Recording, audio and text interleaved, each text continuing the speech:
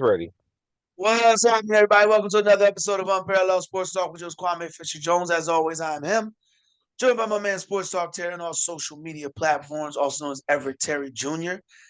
Talking a little NBA action. Now, last week we had a couple bars dropped. The first bar came from you, where you said you take you take Shai over Luka. So we will delve into Yes. that a little later. But the first bar that I want to get into is my take on the Rockets. And before I ask you the question, I want to say this. Kevin Durant ain't about the regular season. I don't think anyone cares about what Kevin Durant does in the regular season. It's about playoffs and championship runs with KD, which we know he's not going to be on. So my criticism or critique or um, input on the Rockets is solely based on where I feel the season's going to end up. But there are a lot of people, especially KD fans, KD supporters, who believe that what he does in the regular season somehow still impacts his legacy. So right now the Rockets are what? 10-2, I believe. I think they're Mm-hmm. right there, like 10-2 or 10-4. Off They're to a one great of the. start. They're off to a solid start, having a good first opening game, first month of the season. I believe 10-3. They started out 2-2. After that, they went on a couple winning streaks. So kudos to Mm-hmm. them. They are now the Buffalo Bills Good night. first month of the Good night. season Good night. champion. Are you impressed? So the question is, does the regular season matter for Kevin Durant at this point? So the regular season doesn't matter for pretty much any superstar. It doesn't matter for LeBron. Doesn't matter for Giannis. Doesn't matter for Joker. Only people it matters to are people that want regular season awards. But if you're already got a whole closet full of those, what matters is playoffs, postseason, and championships. That's it. So no, regular season doesn't matter. Do I think that the Rockets are off to a fantastic start, especially since losing FVV?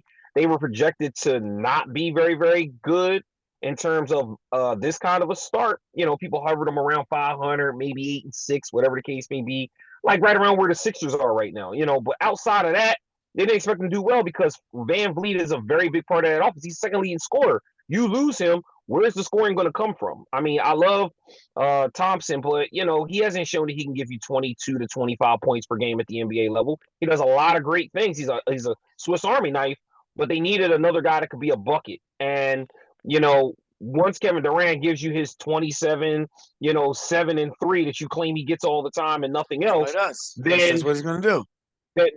then where else is the rest of the scoring going to come from? And so far, this is Ime Udoka. This is his wheelhouse, getting the most out of guys. He did it in Boston. He took a team that was always middling, very good, but not great, turned them into a championship team, got the most out of guys that people thought were already at their max potential bar. He's doing the same thing in Houston. So if he can get these guys to play well, get them into the playoffs, into a deep run, they're probably going to make a move at the deadline to add another piece. I mean, they could make a playoff run depending on matchups. Maybe get deep, maybe Western Conference Finals, and then you can see what happens there, depending on who they match up against. Well, help me out with the center's name here. If I got a lot going on. Help me out. Oh, Uh, Sengun, yeah, Sengun's yeah, very, very Sengun. good. Sengun. He's emerged as a superstar at his position. Okay. He's Well, very, very. you know He's a what? poor man's Joker. He's a You poor know, man's Joker. I gotta ask you, what is an NBA superstar to you? Because you throw that a word like love. What does an NBA superstar look like to you? An NBA superstar is a guy who can come in and give the franchise a face, a guy that can do something.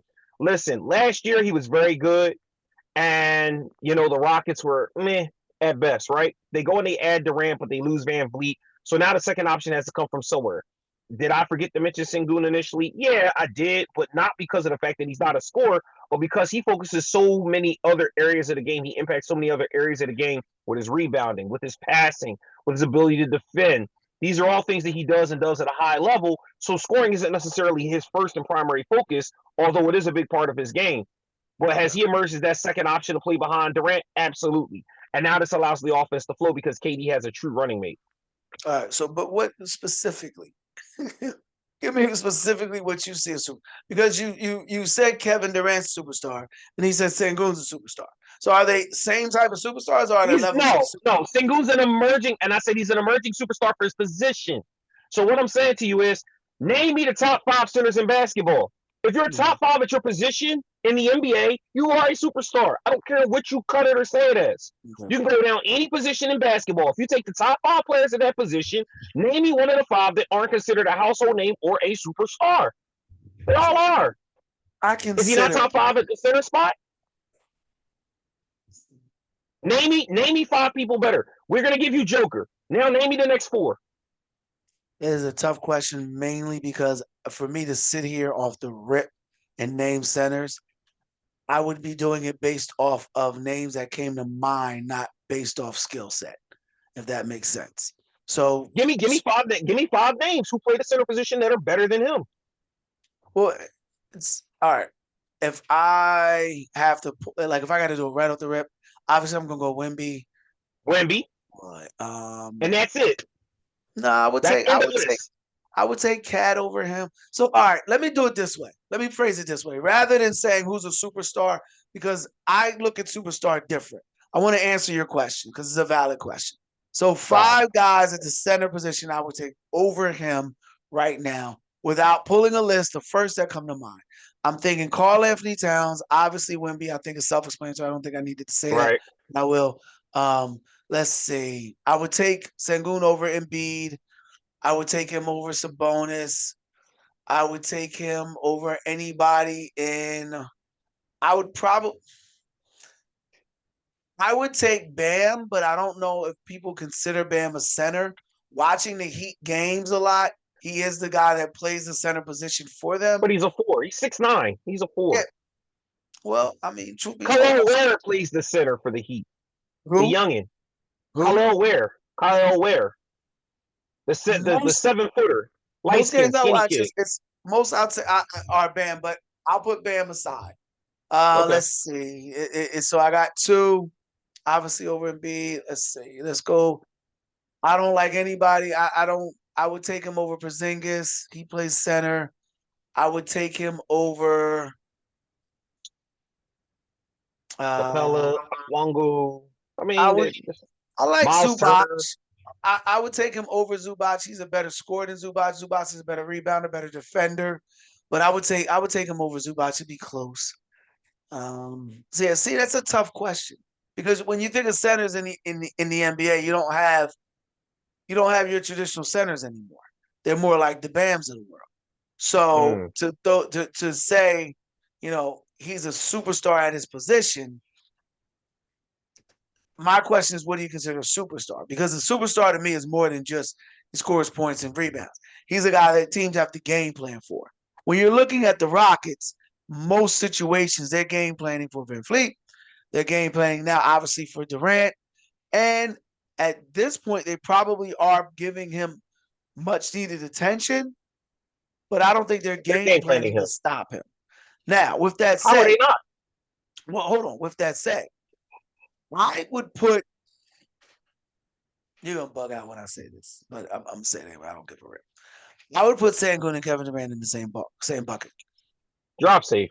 Drop real safe. I would put him in the same because, well, at this stage of where Durant's career is, we give him a lot of latitude because of what he's accomplished, not because of what he's doing. Now, when you consider what they're doing points per game, they're probably right. I'll look it up. Yeah. What did I say Durant was? Wins and losses? 27? Yeah. 27 wins, 27, 25. He's 26 points a game. 26 points a game. That's mark him down. That's what you're gonna get. But Sengun is 23.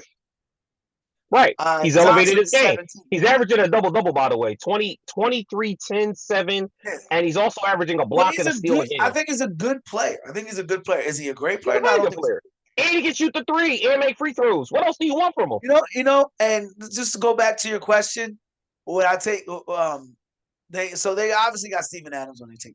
But when I think of centers in the NBA, I can't think of size anymore. You mentioned Bam being 6'9". Bam, most of the games, most of the things that I watch, right? Bam is their center. You look at what Memphis does with Jackson. Jackson is 7'1", 7 feet. Correct me if I'm wrong. Because he's soft. He plays a 3. He plays a 3. Because he's soft. I'm not calling another man soft, but you get the point I'm trying to make. He plays a 3. The point is, like when you say Bam is 6'9", he plays a 4. Nah, I think Bam plays a center. And I would take Bam over Sengun. Now, but that's only 3. You said top 5. Getting back to the question, does the regular season matter? I think for Durant it does.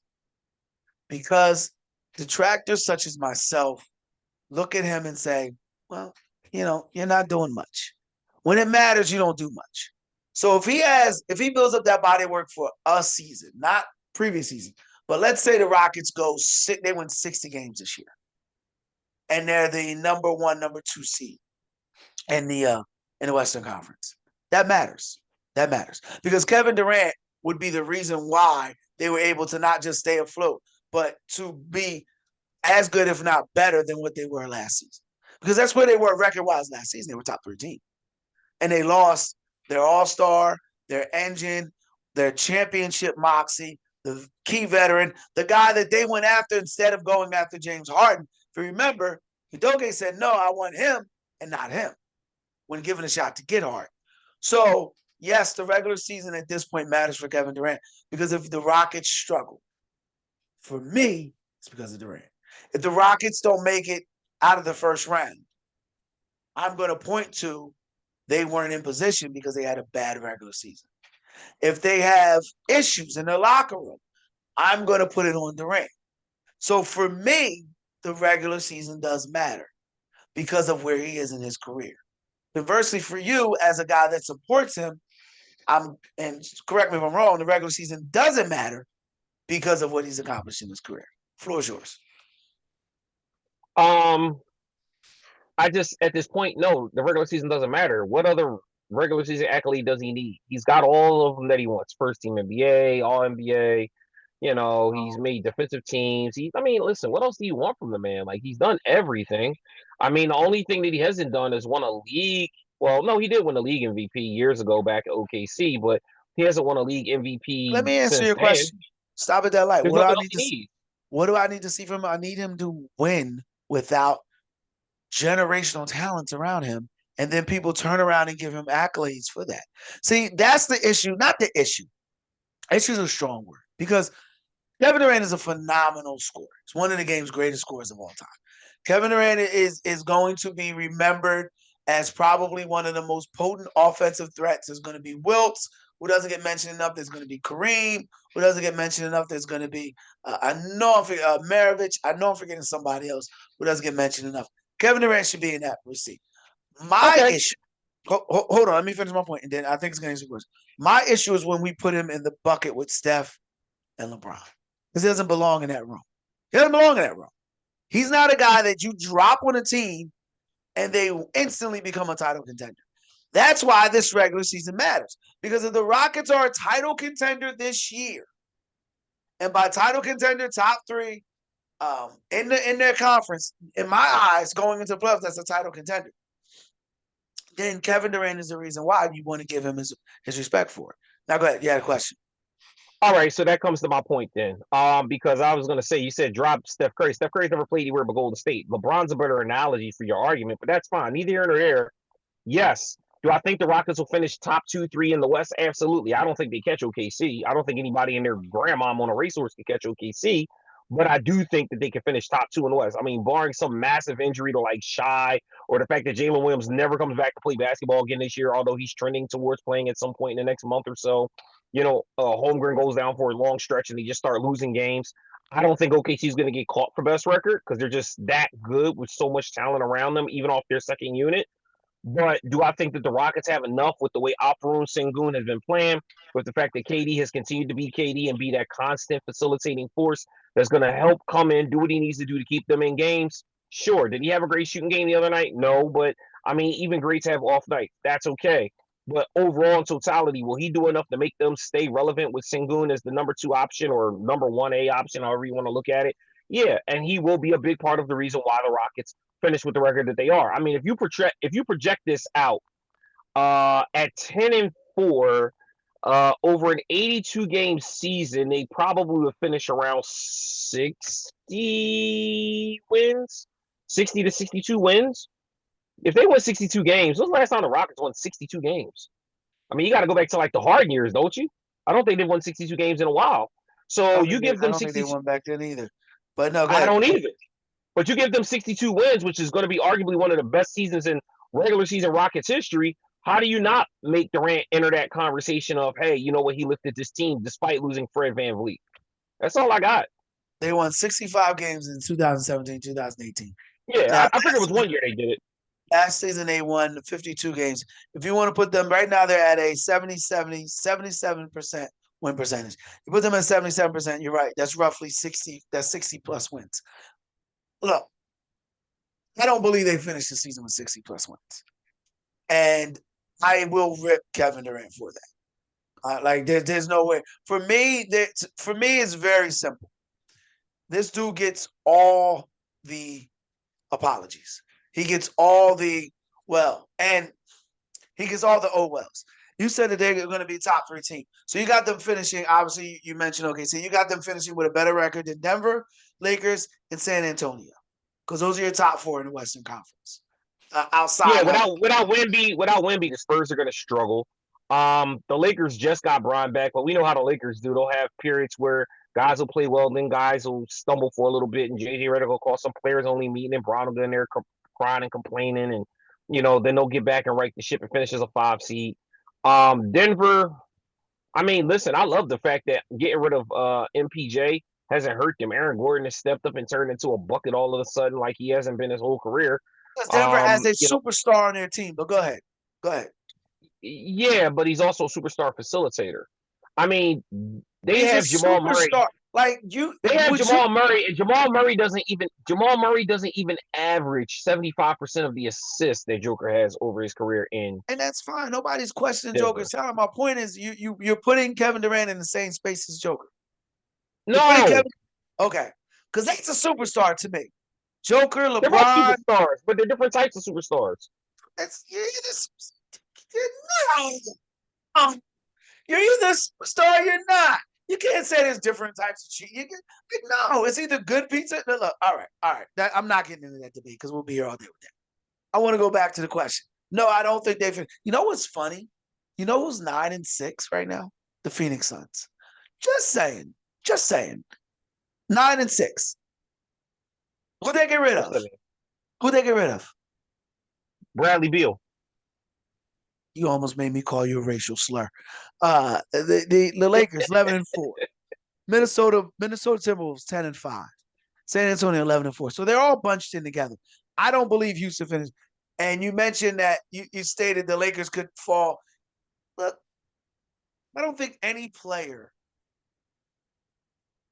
has been more scrutinized than LeBron James. But I don't think the regular season matters for LeBron more than it does for Kevin Durant. Kevin Durant has to prove something here. And if I'm just going off a bubble this season, this year, they have to be a top 3 team this year. If they muddle around 500, you know what? I'll take a step back from my argument. If they aren't in I want to go this way. What does a successful season for Kevin Durant and the Houston Rockets look like for you? A successful season is a deep playoff run.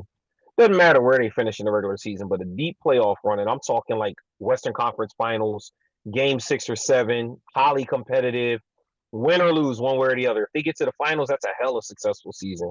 If they get to the Western Conference Finals and had a hard-fought battle with OKC and they lose close games to them or whatever the case may be, Shai hits a miracle shot or does something, that's a successful season for them. That's a successful season. You can say whatever you want. Hilarious. What's a successful season for Steph Curry? I mean, a successful season is to get into the playoffs and actually make some noise. Because right now, I mean, the problem with Golden State is they're the same trodden squad we've seen for the last 3, 4, 5, 6 years. They're a bunch of old guys running around playing ball. Steph Curry running around jacking, and he's making shots. But when he don't play, when he takes nights off, Jimmy with his I only play, 30 regular season games, and then I'm playoff Jimmy, whatever that is. Draymond getting you your triple single every night, and then Jonathan Kuminga, who don't know if he want to stay or go. You got Moses Moody, who will give you 21 night and 0 the next. You got to pick your struggle. Like, okay. I mean, they had Jordan Poole, who was a bucket, and got rid of him because he couldn't get along with Draymond. Okay, cool. So you didn't replace him with anybody. So, I mean, them making the playoffs and being hired in a play-in team and actually getting past a round or two would be a good season for them. And last, what does a successful season for the Lakers look like to you? Man, listen, you know what? I'm a Laker fan, so this is going to be a little bit of a biased answer. They got to get to the Western Conference Finals. You got in shape Luka, who you've never seen in the NBA. You've never seen in shape Luka. In It's shape never Luka looks like you and me right now. in one Okay, really bad out of shape season where he was hurt in the offseason. Other than that, man, I don't want to hear that. he Luka could came have in the been league better. He could pudgy. have been in better shape. I'll give you that. He could have been in better shape. He's never been this skinny. He looks skinny. He looks slender. He looks like he can move. And the thing is, even though he can move, he still moves with the same methodical, intentional pace that he's always moved with. But you know what's going to not happen a lot this year? He's not going to get those nagging hamstring injuries and those nagging little injuries he's had every year where he misses a week or misses 2 weeks or misses 3 weeks because he's out of shape. He's actually got on the LeBron fitness program, probably slept in a cryogenic chamber for a couple of weeks, and now he's in shape. Listen, AD did it. AD was the healthiest AD had been since high school. Now all of a sudden he gets out of here, goes to Dallas. The man can't play a week straight without getting hurt. What's that tell you? It's the LeBron cryogenics lab. I don't know what they do there. Listen, don't get me lying. Listen, stranger things have happened. Okay. But Okay. Luka healthy. You got Bron coming back from the sciatica nerve injury. Listen, Bronny trying to make the roster, make a couple buckets, and stay up till Bryce gets there. They got all the motivation in the world. And if you want Bron to stay another year on Luka's team, because you heard that right, it's Luka's team. It ain't Bron's team no more. It's Luka's team. You need them to make a deep playoff run. AR-15 out here looking like the second assassin. He out here getting busy. So a deep playoff run for the Lakers is Western Conference Finals. Western Conference Finals. Yep. For the Warriors, you would say it's play in, win the first round. And for Kevin Durant and the Rockets, it's the Western Conference Finals. Okay. I can take that. I can take that. As much as for the sake of the show, I should have posed that, put some argument, but no, I believe that's a correct analysis. They have to make it to the Western Conference Finals. Now, here's where the butter gets warm. I don't think they will. So I can revisit when you say, well, they had a good season. He got hurt. What can you do? No. Because that's going to happen. I mean, he's 38 years old. I'm going to run this. No. Listen, me and you get injured getting out of bed in the morning, and we right around his age. You know what? I don't get paid a multi-million-dollar to keep my body in shape. So what's that got to do with getting out of bed and getting injured because you're old? So no, he's not. It's not. Now, Tyrese Maxey at 54. I want to transition from an old star to. I want to transition from an arguably superstar to a guy that I don't know what he is. Tyrese Maxey had 54 points against the Milwaukee Bucks last night. He led the league in scoring for the first couple of weeks, and now he's come back down to earth a little bit. I think he's in the third. He's top 3. With that said, what is Tyrese Maxey a franchise player? So Tyrese Maxey. Let me qualify that for you. I'm sorry. I mean, by franchise player, I mean, can he lead a team to perennial deep playoff runs and possibly finals appearances? That's what I mean by franchise players. Floor is yours. So there's 2 parts to this question. Is he a franchise player? Not yet. But what he is showing the world is that he's the face of the Philadelphia 76ers. It's no longer Joel Embiid. What he's showing the world is, hey, give me the ball and build the offense around me and watch me work. Give me the green light to shoot and not make it go through Embiid first and watch what I can do. Let me use my blazing speed to get up and down the floor and put us in transition offense, which is what plays to Nick Nurse's coaching style. He must have had a hell of a heart-to-heart with management over the summer and told them, look, y'all made the mistake of giving Embiid that money on a bad will right before he got hurt and played like 2 games all season. Let's fix this by building his team around Maxey, making him the third option, limiting his minutes and his exposure to injury, and let's see how fast this engine can go. They go out, they get Edgecombe, they get McCain back, who's still trying to figure out his way into the offense. I don't know what's going on with that. That's weird. Grimes came back on a 1-year deal, so you got plenty of guards. And you know what this reminds you of? The Dwight Howard Orlando Magic. You get the big man who can kind of pack the paint a little bit, play a little defense, and kick it out to all the shooters and let the shooters run. The difference is that team was built around Dwight. Hold on, I'm about to get there. That team was built around Dwight Howard. This team is built around Tyrese Maxey, who has a complementary player and what will be the equivalent of a Dwight Howard and Embiid when he plays.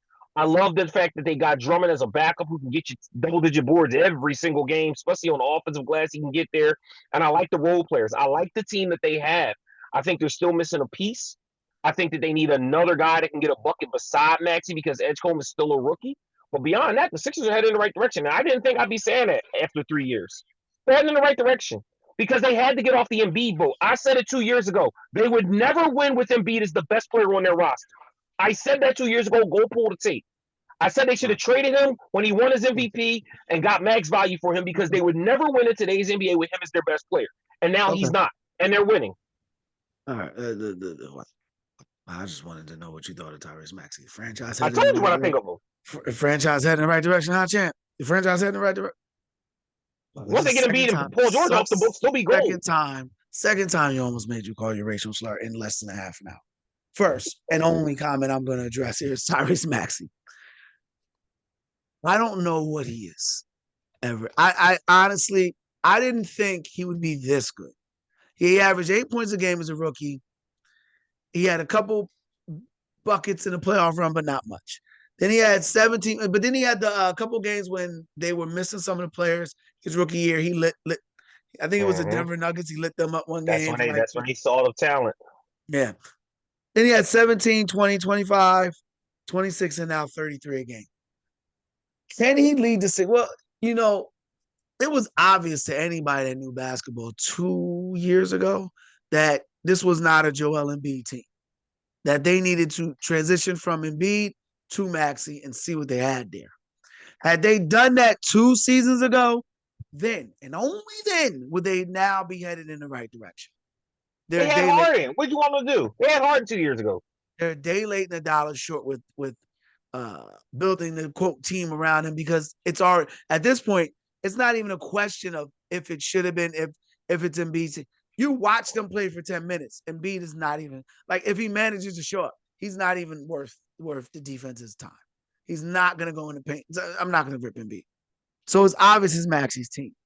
But I don't know if he's a guy that can carry the Sixers to a deep playoff run and be the guy that says, you know what, we can build a championship roster around him. Because here's the rub. With Paul George, they have a second banana. Edgecombe can be a third or fourth option his rookie year and be a guy that is one of the top wing defenders, perimeter defenders in the game. You can make the argument that they have their second best player in Paul George, who's a hell of a second best player. My cause for pause is the thing that makes me wonder about Maxey is, can he be a guy that has 60 to 65 lights out regular season games and then elevates his game come playoff time? Because that's what the franchise players do. And just how high they elevate dictates and determines superstar or Kevin Durant. That's what it goes to. So I don't know if he can do that. I think we'll find out this year. However it plays out this year in the playoffs, that will determine what Maxey is going forward. If he carries them into the third round or second round, skipping the finals or the second round of the playoffs, and they just lose because they're on demand, we got something special in Philly. I'll go one better. If he can get them out of the second rounds, he will be a franchise player, superstar for the rest of his career in Philadelphia. Because guess what Embiid never did in Philadelphia?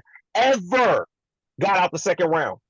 If Tyrese Maxey can get the Sixers out the second round, not only is he the franchise player, and we knew it last year when he called Embiid out for not showing up to team events on time, but he will not only be the face of the franchise, but he will be regarded as a superstar because he did something Embiid couldn't do.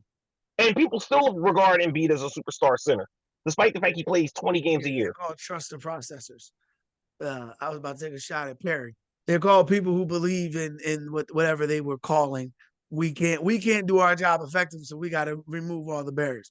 But you make a great point because the Eastern Conference is not a powerful conference. He can do this. He can do this. I mean, you're talking the best team is Detroit. I love Cade Cunningham. I am a Cade Cunningham fan. He is that Tyrese Maxey can beat the Detroit Pistons by himself. He can get 4 games. I haven't seen that. He's played them twice this year, and they lost both times. Exactly. So that's why I said I don't know who it is. But then the next best team is Toronto. He got the Knicks, and then he got Cleveland. So he can do this. But he's got to do this. Well, not got to. He has it for me to determine what he is. That's to decide. That's the barometer. Can you elevate a team that shouldn't be where they are to get someplace they shouldn't be where they're at? If that makes sense. Final words to you.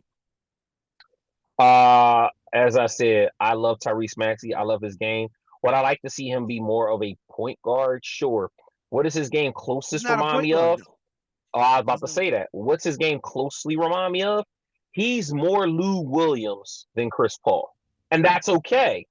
He's more of a guy that will get you 25, 30, 35 points a game with 3 or 4 assists versus a guy who's going to get you 19 and 9 or 21 and 10. He's not going to be that guy, but he has the potential. And what I like about him, he's not afraid to get down and get active on the defensive end of the floor. He will play D. Now the problem is he's a little undersized, so he can only guard point guards. He can't really guard shooting guards, even though he's really a shooting guard, because it's the Allen Iverson effect. He's undersized for the position he technically plays. So he plays a position off ball that better suits his size, that makes it more easier for him to get out in transition. Get it. Totally understand it. To that end, once more, Sixers out of the second round, and I think they will get out the second round depending on who they match up against. It really matters on matchups. But as long as they don't see Detroit in the second round, I think the Sixers can get out the second round. And they getting out the second round, getting to the Eastern Conference Finals, even if they lose to Detroit or whoever it is that they play. Major step. That's a major step. That's a major step for an organization that invested so much money into a big man that couldn't stay healthy enough to even get through the second round. Well, they didn't invest their money; they gave it away, and that's what happens when you give your money away. Same difference. They didn't value it, and they gave it away to a guy who told you he was. And on that note, we got to call it a show. We appreciate you. Thank you for tuning in. We appreciate your time here. If you enjoyed the episode, make sure you like, share, comment, subscribe, whatever your podcast platform allows you to do. He's Everett Terry Jr. I'm Kwame Fisher Jones. Until next week, be easy.